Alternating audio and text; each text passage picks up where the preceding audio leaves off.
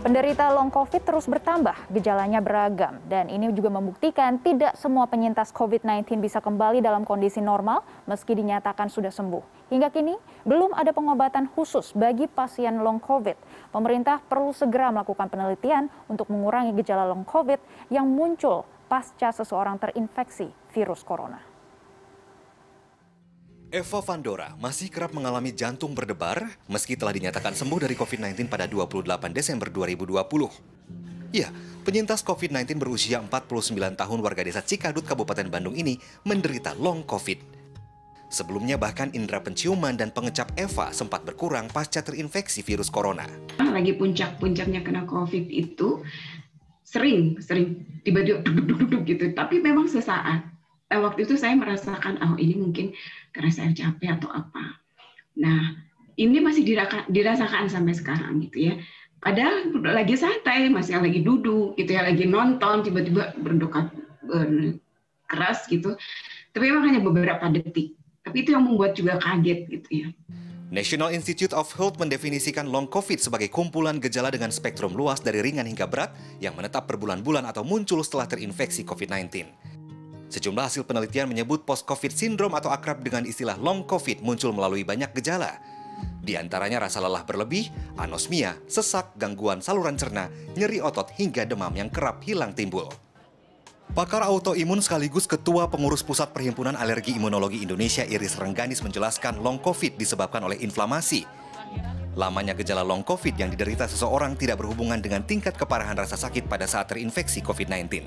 Jadi sebetulnya kalau virusnya sih sudah mati ya, tetapi efeknya kan bisa berkepanjangan karena benda asing apapun yang masuk ke dalam tubuh itu bisa saja ya, jadi inflamasinya yang berkepanjangan. Karena sebagian orang tuh bisa ngerasanya bisa berminggu-minggu, berbulan-bulan setelah infeksi hilang ya. Nah, jadi kondisi kemungkinan jangka panjang itu memang tidak terkait dengan seberapa parah sakitnya seorang saat pertama kali terkena virus corona. Tidak ada hubungannya dengan berat ringannya waktu dia sakit. Ya, jadi orang yang memiliki gejala ringan pada awalnya juga bisa mengalami masalah yang panjang.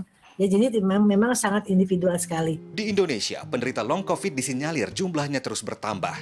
Berdasarkan hasil survei Fakultas Kedokteran Universitas Indonesia dan RSUP Persahabatan, selama Desember 2020 hingga Januari 2021, dari 463 penyintas COVID-19, 63,5% diantaranya mengalami gejala long COVID. Sementara hingga Maret 2021, COVID Survivor Indonesia telah menyurvei dari 177 penyintas COVID-19, ada sekitar 80% menderita long COVID. Komunitas COVID Survivor Indonesia menyarankan pemerintah segera mengambil langkah agar jumlah penderita long COVID tak terus bertambah. Di antaranya dengan melakukan 3R, recognition atau pengakuan yang di dalamnya mencakup edukasi, rehabilitation, dan research. Long COVID berpotensi mengurangi produktivitas dalam bekerja. Jadi diharapkan dengan adanya edukasi ini kemudian ini akan diketahui oleh banyak orang, misalkan efeknya ke HRD, misalkan, oh ada karyawan yang COVID nih, berarti kita harus siap-siap. Dalam beberapa bulan ke depan dia kemungkinan akan mengalami penurunan produktivitas. Kemudian yang kedua adalah rehabilitation, ya. Kita memang tidak tidak menuntut, ya mungkin kita kepengen ya sembuh, cuman ya kita juga inilah maksudnya paham lah keadaannya gitu ya, sehingga mohon diberikan rehabilitation ya, kayak di Inggris itu sudah mulai dibuat post-COVID clinics. Hingga kini belum ada pengobatan khusus guna menyembuhkan efek jangka panjang pada penderita long COVID. Konsumsi vitamin dan makanan bernutrisi dianjurkan karena tingkat keparahan gejala long COVID pada seseorang tergantung respon imun dalam tubuh. Kondisi yang kelelahan dikatakan dianjurkannya itu memang tidak boleh langsung kembali ke aktivitas awal. Artinya disesuaikan dengan kondisi masing-masing.